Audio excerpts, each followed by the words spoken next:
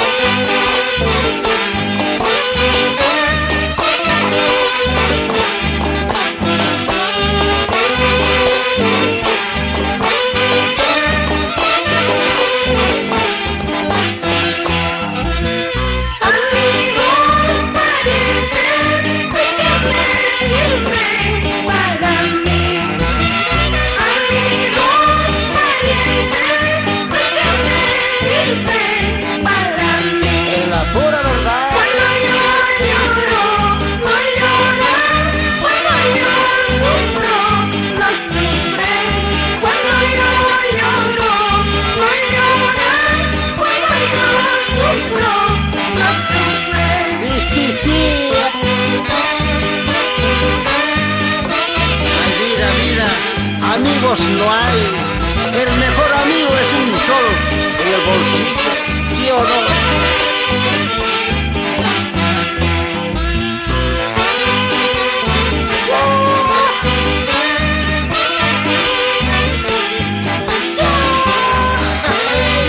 Vamos, Cristina de los Andes, canta y no llores.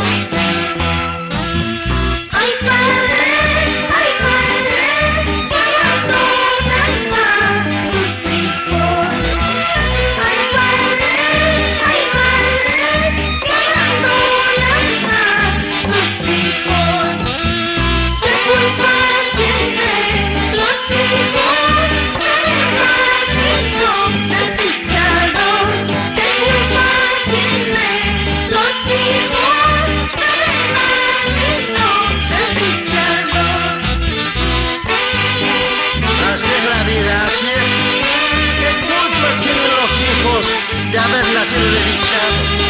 ¿Cuántos niños andan por las calles buscando a su madre? Ay, ay, ay.